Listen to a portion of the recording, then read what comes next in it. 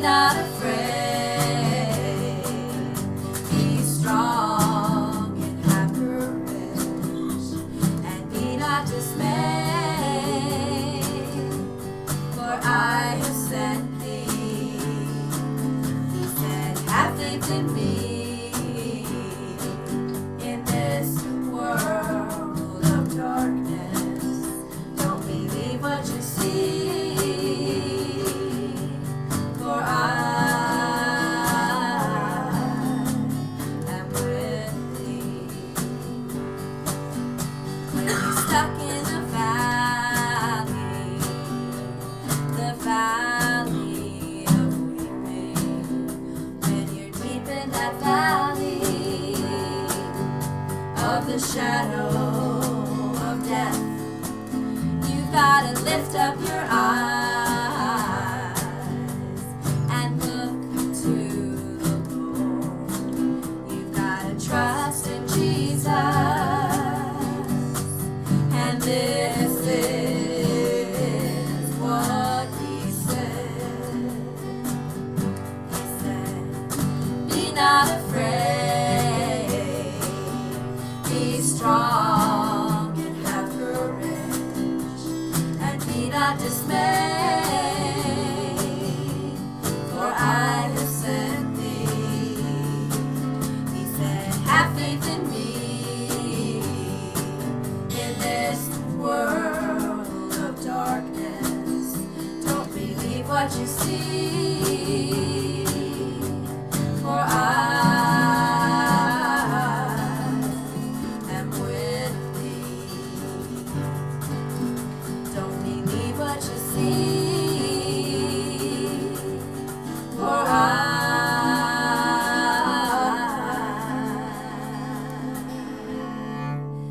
am with thee.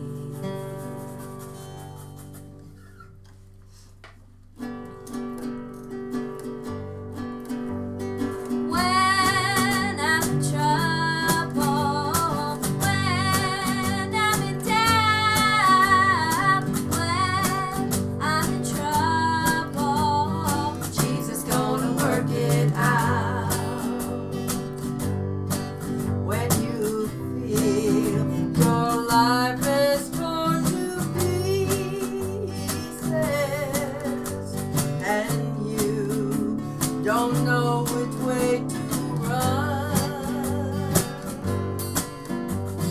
trust in him who will not leave you. Don't stop until the race is won. When God repeats something, you better start listening. Have faith above all things that Jesus gonna work it out. When you feel your life is torn to pieces, and you don't know which way to run, trust in him who will not leave you. Don't stop until the race is won. Say, I can do all things through Christ who strengthens me. When I'm in trouble, Jesus gonna work it out. Jesus gonna work it out. 'Cause Jesus gonna work it out. Great. Thank you, guys. Go ahead and take your seats. I do want to say good evening to those that are gathered here in the chapel and to those that are gathered out there online. And in faith, those who may be watching and listening to archives in the future. This is the Children of the Free Church Ministry. My name is Charles Garcia, nicknamed Buddy Garcia. Join us as we gather here live every Sunday evening at 8 p.m. Mountain Standard Time. There are archives available here of the teaching on this site as well as on YouTube. I want you to get your messages into me in response to the teaching. I hope you're ready tonight. I hope everybody has their 7-league boots on, their hats tied down so they don't go flying off, because we're going to be covering a lot of ground. Last week we gave an introduction to a high intensity, in the sense of being concentrated, course of teaching on the lost tribes of Israel. Tonight there will be some review and some repeating of things we said last week, but this is a subject that bears reinforcement. This teaching, as much as any and more than most, highlights, illustrates, and demonstrates that God is in control and that He is in charge. We're going to try to encapsulate this teaching that could easily take and consume weeks, months, and even years to complete into 2 or 3 lessons, maybe expanded to 5. First off, we need to repeat what we said last week about the subject title and the subject matter. Lost Tribes of Israel is not some obscure 1 or 2 tribes lost from the tribes of Israel, which is the majority consensus when you hear Lost Tribes of Israel. But Lost Tribes of Israel as a group of 10 tribes, all of them lost to history, never lost to God.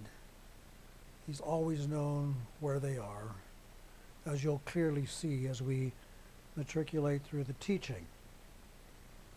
Now, way back in the Old Testament, in Genesis, God promised to Abraham, and then later He reinforced these promises to the prophet Hosea, where we will be going tonight later on, that Abraham's descendants would be a great mass of people, not some obscure, arcane group found somewhere in the world whose background and whose origin is not certain. We're talking about hundreds of millions or more people.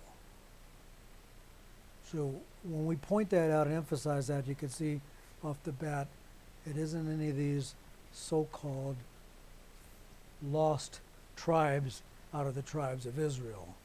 They don't qualify. Originally,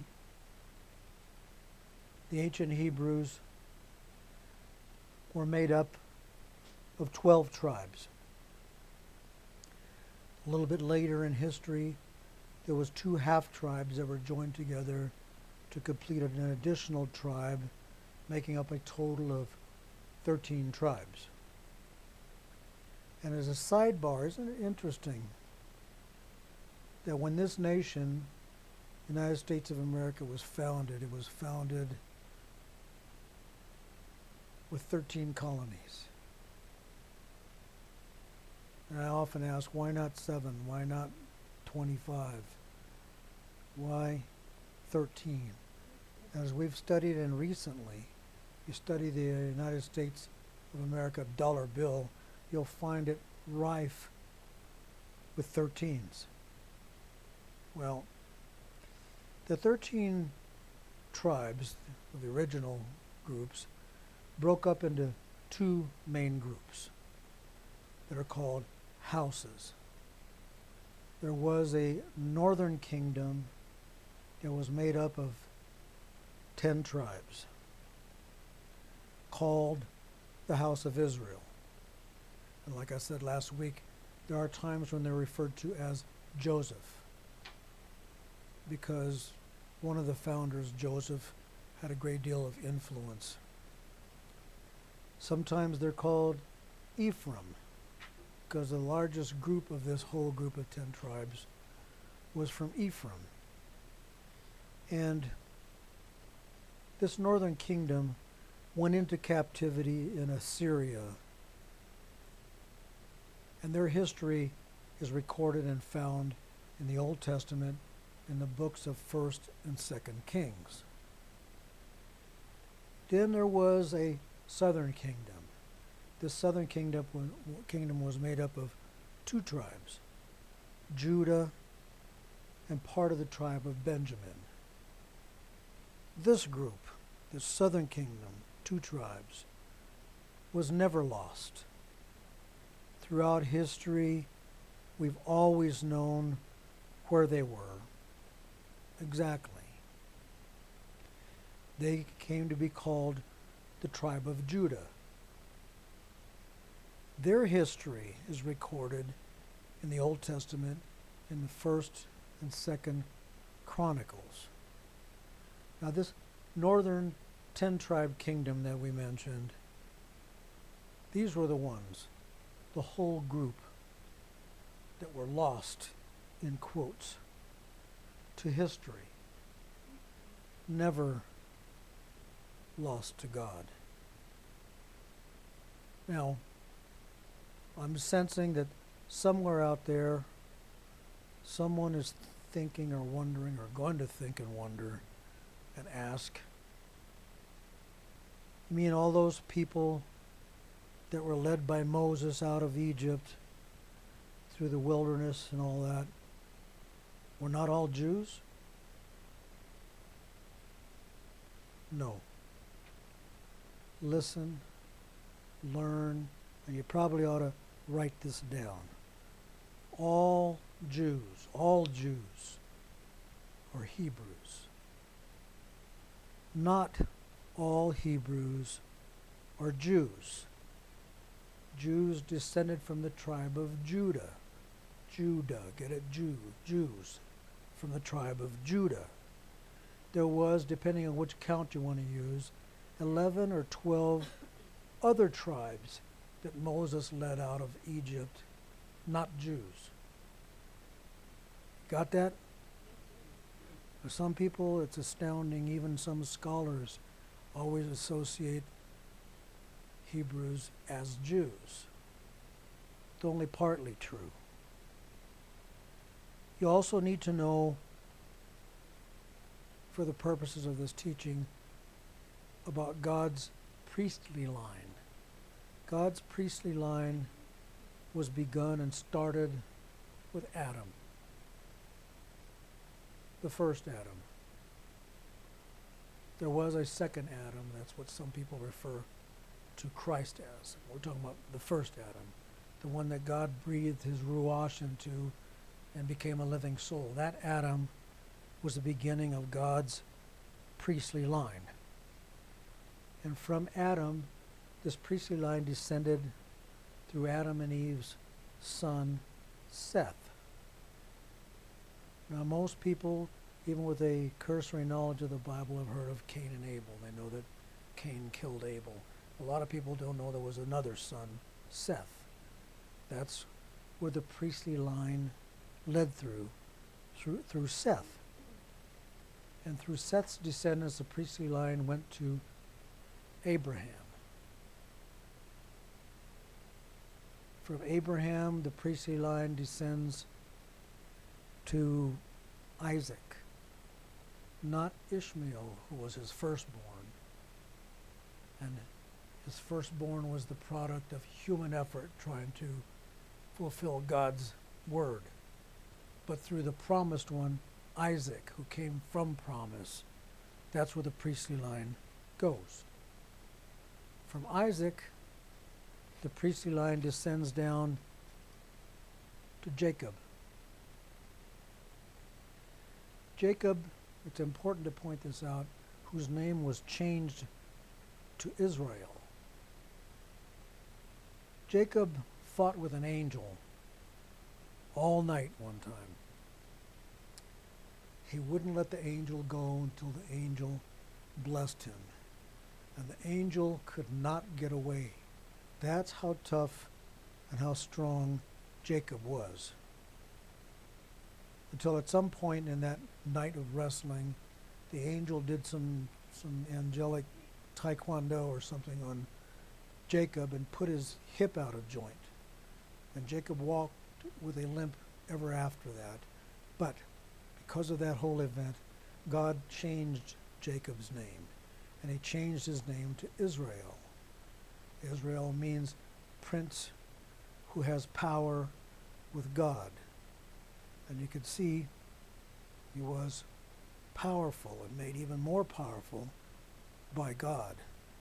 Thus, the house of Israel, which comes from Jacob, was started by his descendants, the tribes of Israel. Jacob had sons. So a lot of people don't make that connection. They think Israel because of the location where they were. No. Tribes of Israel, which was what Jacob's name was changed to. Jacob had sons. 12 of them. He had them by different mothers. There was four different mothers. He had 12 sons. And these 12 sons of Jacob were special, to put it mildly. And the tribes of Israel, all the tribes of Israel, descend from these sons of Jacob. There are astonishing stories about these sons. I was teaching on a passage not too long ago on the end times where it says those that know their God will do exploits in the end times. They talk about exploits. These guys, these sons of Jacob, you'll find in the apocryphal books like the book of Jasher, stories that lay down that these special sons could yell so loud that their enemies would fall from their horses. And women would miscarry.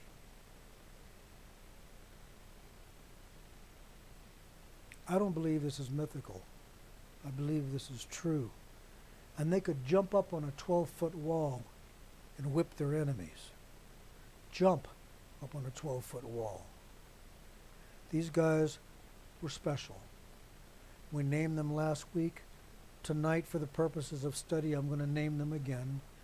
And you could try and jot them down or go back to the archives and listen to the repeat of the teaching. The sons of Jacob were Reuben, Simeon, Levi, Judah, from which comes the righteous line, and we'll get to more teaching on that as we progress. Dan, Naphtali, Gad, Asher, Issachar, Zebulun, Joseph, which I told you last week was special. He was special to his mother and father. He was special to God. He was special to the Egyptians. He was especially hated by his brothers because he told them he had a dream where they all bowed down to him, and it so enraged them that they tried to kill him. They dumped him in a pit to leave him to die. This is the same Joseph, by the way, that his mother made a coat of many colors because he was special. God entered in, saved him out of that pit, delivered him to Egypt, and he started a dynasty there. He got married, had 2 sons. and his two half-Egyptian sons formed half-tribes each, forming an additional tribe. But we didn't get to the 12th one. Joseph is number 11. The 12th tribe is Benjamin. Benjamin, like I said before, was the baby. He was the youngest. Then we had the other two half-tribes making up 13 tribes. Now, in and out of captivity, like I said, this tribe went into captivity in Assyria.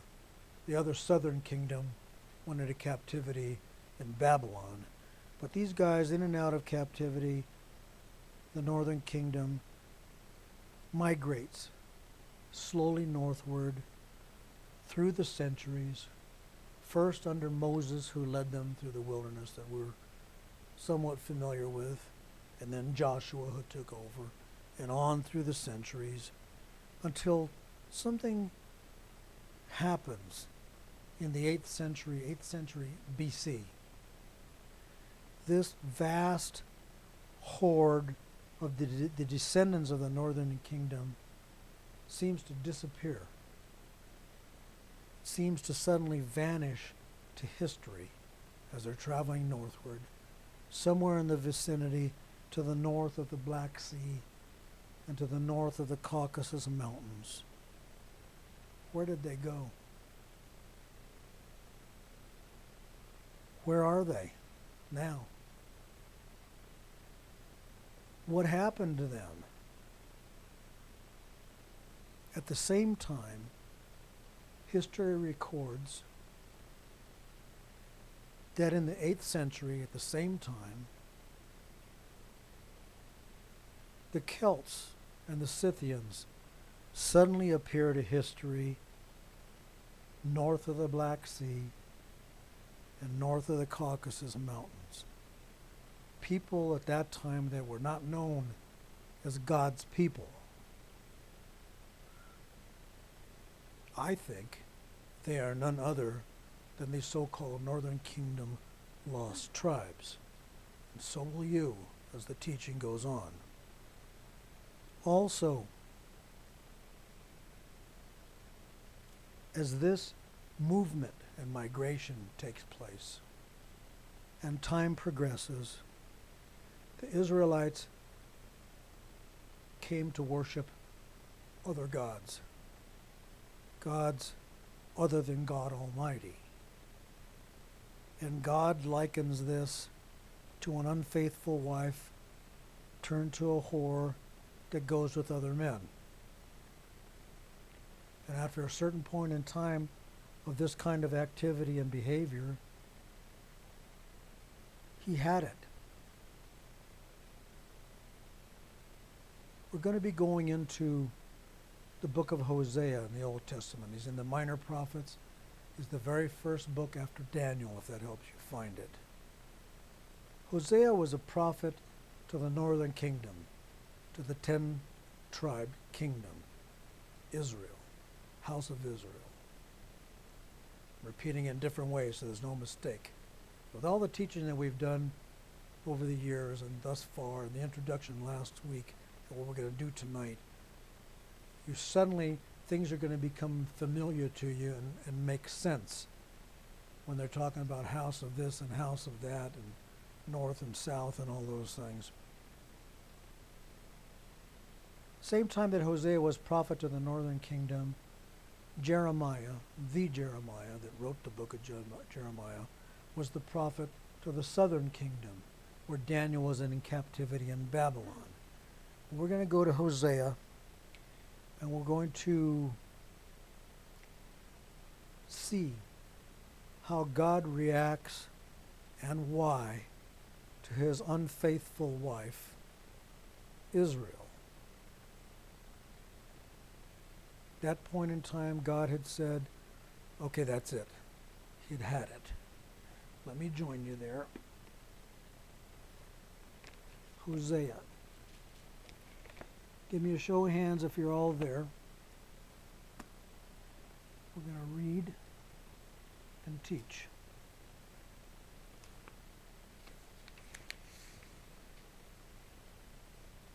By the way, the sons of Jacob that we talked about, the mothers were Leah, Rachel, Zilpah, and Bilhah.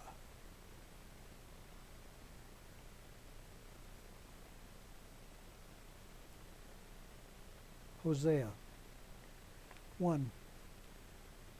The word of the Lord that came unto Hosea, the son of Beeri, in the days of Uzziah, Jotham, Ahaz, and Hezekiah, kings of Judah, and in the days of Jeroboam, the son of Joash, king of Israel. Okay, now already they're showing a distinction and a separation here between Judah and Israel. Southern kingdom, northern kingdom. The beginning of the word of the Lord by Hosea, and the Lord said to Hosea, Go, take unto thee a wife of whoredoms. Plain English, he's saying to Hosea, go marry a whore. And children of whoredoms. Why? For the land, and he's talking about the people, the land hath committed great whoredom, departing from the Lord. Remember I told you they had gone and started worshiping other gods. Much of teaching in Scripture, especially now, is done through symbolism. This is the way God feels about what Israel, the house of Israel, did to him. And he's going to illustrate it by these symbols. Go marry a whore. For the land hath committed great whoredom, departing from the Lord. Being a good man of God, Hosea does it. So he went and took Gomer, what a name, took Gomer, the daughter of Diblaim, which conceived and bare him a son. So circle that, son. So they could have a baby, son. 4th verse, and the Lord said unto him, Call his name Jezreel. Now, I was taught by Dr. Scott that means scattered.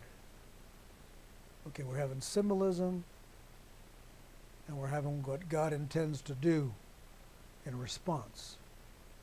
He's going to scatter them.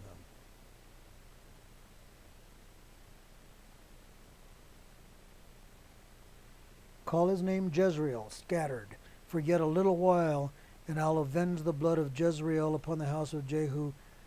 And listen to this. Here it starts. And will cause to cease, circle that, cause to cease the kingdom of the house of Israel. Okay. Now, do we know who he's talking about? He's talking about the 10-tribed northern kingdom called Israel. I will cause to cease the kingdom of the house of Israel. And it shall come to pass at that day that I will break the bow of Israel. It's going to destroy their power. Goes back to the story. And she, Hosea's whore wife Gomer, she conceived again and bare a daughter. Circle that. So now there's a son, second child, a daughter. And God said unto him, Call her name Lo-ruhamah. Lo-ruhamah means no mercy. So write that down in your margin somewhere. For I will no more have mercy upon the house of Israel, but I will utterly take them away. It's going to lose them. No mercy, lose them, take them away. Cause their kingdom to cease. 7th verse, to illustrate what I was talking about earlier, things starting to make sense. But I will have mercy on the house of Judah. We know who he's talking about. A specific group, specific people. The southern kingdom, 2 tribes, Judah and Benjamin.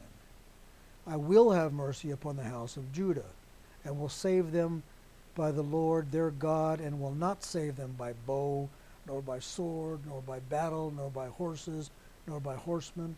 Well, remember, this southern kingdom went into captivity in Babylon, where Daniel was and his friends. And God saved them because they acted in faith, trusting him. It wasn't by warfare, it was by their faith that he saved them. It's saying it right here. I will have mercy on the house of Judah. Save them by the Lord their God, not save them by bow or by sword or by battle or by horses. 8th verse. Now, when she had weaned, that's Gomer, when she had weaned Lo Ruhamah, which means no mercy, she conceived and bare a son. So we have a son, a daughter, a son. 3 kids. 3. Divine manifestation just came to me. Then God said, call his name Lo-Ami. And here he nails it shut. For ye are not my people, and I will not be your God.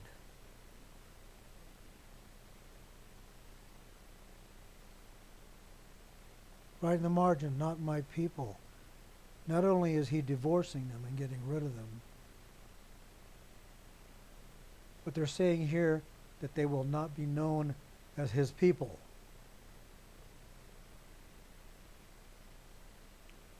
Tenth verse, yet the number of the children of Israel, we're not talking about Judah, southern kingdom, we're talking about Israel, northern kingdom. Yet the number of the children of Israel shall be as the sand of the sea. That's the promise that he made to Abraham. He's still going to hold the promise, even though no mercy, scattered, ceased to exist, not my people, not going to be their God. They shall be as the sand of the sea, which cannot be measured nor numbered. If you're following me, how can that be some little arcane tribe somewhere in the desert? Can't, can it? And it shall come to pass, now he's talking about future, shall come to pass, future, our future, that in the place where it was said unto them, you're not my people, there it shall be said unto them,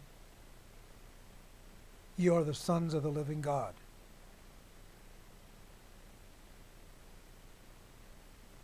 Eleventh verse, then shall the children of Judah and the children of Israel be gathered together. Future. Remember we taught in Ezekiel 37. He said, take a stick for Joseph. Who's Joseph? Israel, the northern kingdom. And take a stick for Judah and tie them together and make them one stick. Again, he's talking about future. And they shall become one stick.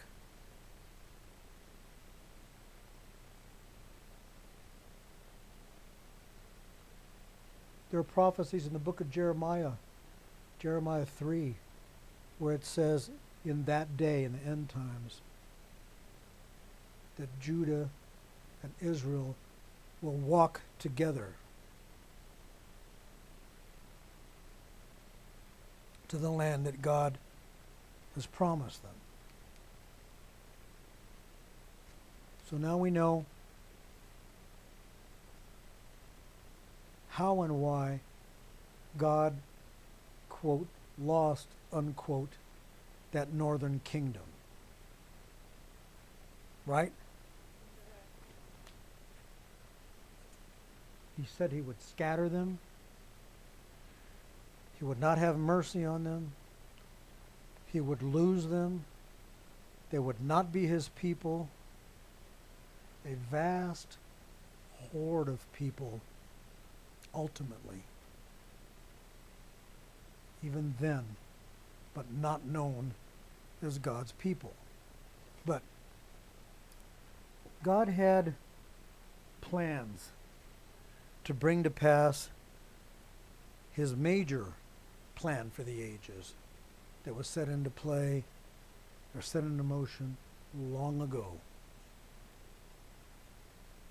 It's described, by the way, in the stars above us, thrown up there 16 billion years ago, moving, spinning, orbiting, wobbling, moving away, moving towards, different size heavenly bodies, different speeds, all in motion, yet showing images up there, laying out God's plan for the ages, all the way from its beginning, Virgo, the Virgin, all the way to Leo, the lion of the tribe of Judah, where it ends, all up there in the heavens. Down here, God had what I would call a triple redundant plan. He had a plan A. Not the first plan, but the most known plan, which was the Exodus by land, when Moses led the 13 tribes out of Egypt, through the wandering in the wilderness, until that 8th century that I told you where they vanish. There was another Exodus. Most people don't know this. Those that are well taught do know it. I mentioned it, I believe, last week. And in proper use of the language, Exodus ending in a US, more than one would be exodi, right? I kind of joke about that, but it would be an exodi. There was another exodi, or exodus, that we'll call Plan B. This Plan B exodus took place in ancient Egypt. Now, I don't mean ancient Egypt in that it's ancient to us today. I'm talking about in Egypt's antiquity. Ancient Egypt. You follow me? In ancient Egypt, there was a group of people that ruled in Egypt that were not Egyptians. They were called Hyksos. Hyksos translates to shepherd kings, or sometimes foreign rulers. Neither one of which to me sounds like Egyptian pharaohic leaders. Does it? Shepherd kings, foreign rulers.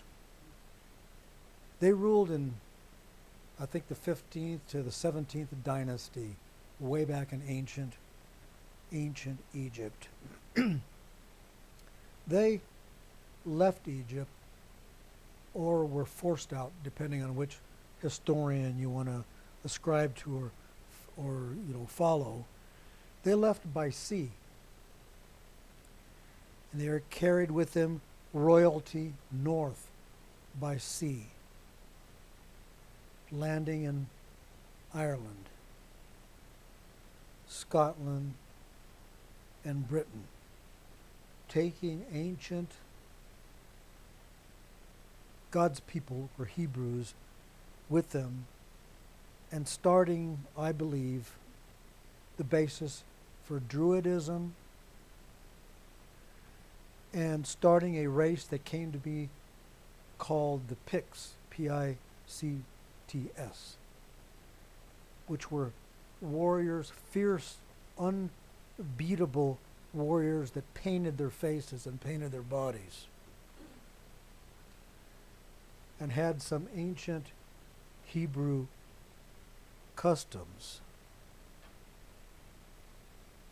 I want you to file that for later reference. This other Plan B Exodus went by sea much earlier than the Exodus that we're aware of, that Moses took out. There was a third Exodus. Only this third Exodus is more like a mini migration, but it may be the most important of these exodi in its own way, really. We'll call it Plan C. So there was a main plan, Plan A, the Exodus by land. There was an alternate plan, Plan B, that went by sea. And there was a backup plan. Did I say B, C? That was Plan B. There was a backup plan that was Plan C that also went by sea. This one went from Babylon. Remember, that's where Daniel was, and Jeremiah the prophet. And in those days, the king of Judah, the southern kingdom, was Zedekiah, who was in captivity under Nebuchadnezzar in Babylon. And they were fighting between themselves, Zedekiah and Nebuchadnezzar, back and forth fighting, bickering, until Nebuchadnezzar had had enough. When he said, that's it. And he so surrounded Zedekiah, captured him, killed his 5 sons,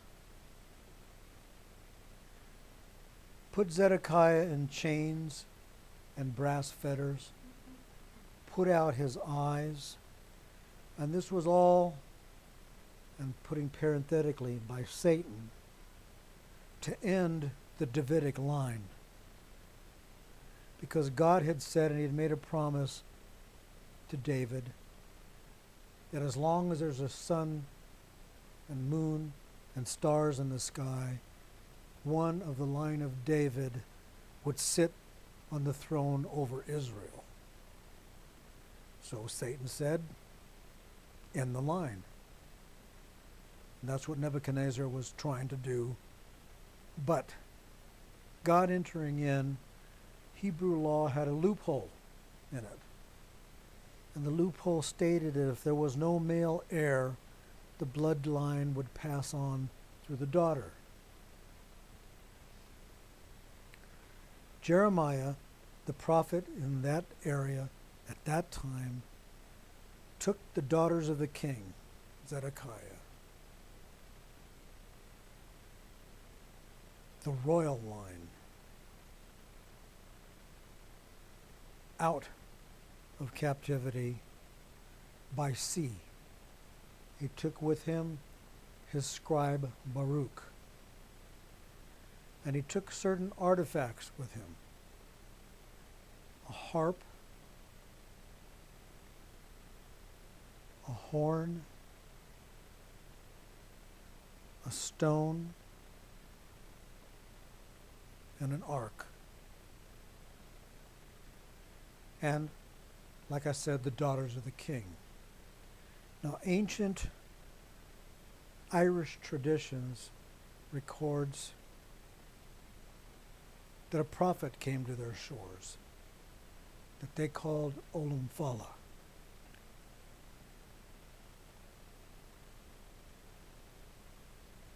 And Olam Fala had with him a scribe named Simon Brock.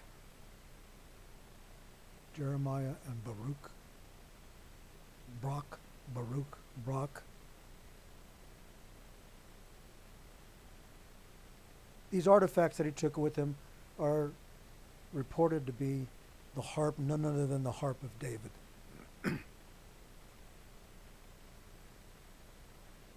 The horn of David. The stone that he carried with him was a stone that came to be called Jacob's pillar, or Jacob's pillow, sometimes called the stone of destiny, stone of scone, where all the ancient kings of Israel had been crowned, the same stone that was carried through the wilderness by Moses and the people, same stone that via Ireland, Scotland, and today sits under the coronation throne in England. Same stone, where all the ancient kings of Israel were first crowned, the ancient kings of Scotland, or Ireland, and then Scotland, and then England have been crowned. Same stone. The ark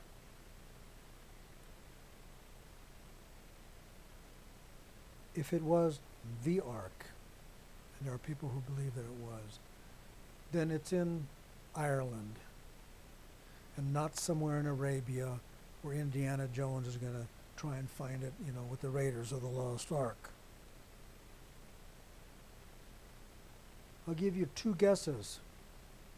First doesn't count to who these people are and where they came from. I, along with Dr. Scott and others, think that the West, as in Europe and the Americas, were settled by descendants of the so-called lost tribes of Israel, fulfilling God's promises that they would be like the sand along the seashore and like the stars in the sky, amongst other promises that these descendants, would possess the gates of their enemies, which they've done, and there's more. Lots more. Now what's God doing here with this subject? Moving nations and moving people to bring to pass his plan and what he said. Back when I was teaching on God's message in the stars, I often asked. When I was teaching on God's witness in stone, I often asked. And I ask it again now in view of just the little that we've had tonight. With the God that can do all that, you think he can handle your problem? Yes, sir. Your problems? Think he can heal you? Yes, sir. Provide for you? Protect you? Yes, sir. You bet he can. In faith and for faith, he will. And that's my message tonight. And it's offering time.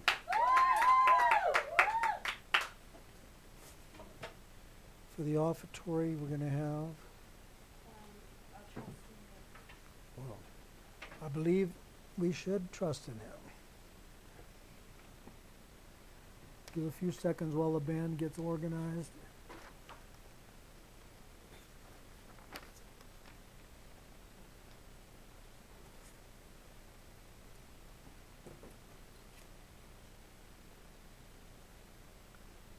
And then we'll have a few closing words before our theme song, and we let you folks go for the week.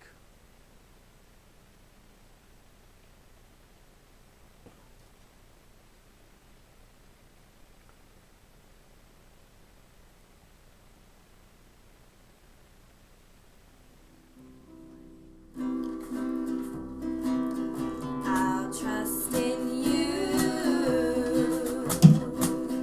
when my road ahead is rough.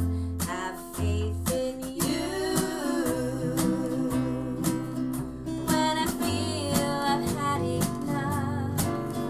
When I'm going through the darkness, still I won't come soon enough. When I don't know what to do, I'll trust in you. King David said, there are valleys we all face, blessed men go through. They live from strength to strength. When I'm feeling bruised and broken, Jesus whispers, child, have faith. When I don't know what to do, I'll trust in you. For faith and trust, you give me peace and grace. You sent your son to die and take my place. Your greater plan I cannot see, but I know in you I'm safe. When I don't know what to do, I'll trust in you. I'll be faithful through and through. I'll trust in you.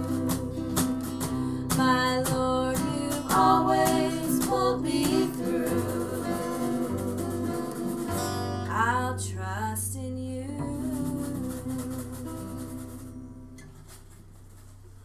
All the music tonight so far has been homegrown. All the songs have been written by our daughter Maeva, and all songs tonight have contained essences of the teaching that we do here. We're going to continue this teaching. We covered a lot of ground. I hope I didn't overwhelm anybody. We will be getting to some details in certain vital areas in the next couple of lessons that you will find fascinating, and I hope that the foundation that we've done, foundation teaching here, is starting to make sense when they're talking about houses of and so on. And just looks like we've got another year, unless the calendars are way off. But we're going to take a few weeks to cover this ground and then get back to some other essential teaching. We might launch into something like Stonehenge, or go back to the pyramid, or back to the stars, interspersed with basic faith, teaching on giving, and all that we do here. That's our life's blood. So you out there, you in here and you out there, stay in faith. That's the only way you're going to make it. It's the only way that you're guaranteed to make it, and you are guaranteed as long as you stay there. So let's do our closing theme song. Well, I searched and I searched for a road that led to glory. I wondered if I'd ever find my way. I was so dismayed, for the road, it seemed so lonely. But then I heard a voice within me say, you've got to keep on walking, keep right on walking, walking in the light of the Lord. You'll get to heaven someday. You can only get in the faith way, walking in the light of the Lord. Well, I faithed and I faithed, and the Lord, He gave me mercy. I faithed and He brightened up my way. I sat down to rest, for my feet had grown so weary. But then I heard a voice within me say, you've got to keep on walking, keep right on walking, walking in the light of the Lord. You'll get to heaven someday. Can only get in the faith way, walking in the light of the Lord. You've got to keep on walking, keep right on walking, walking in the light of the Lord. You'll get to heaven someday. Can only get in the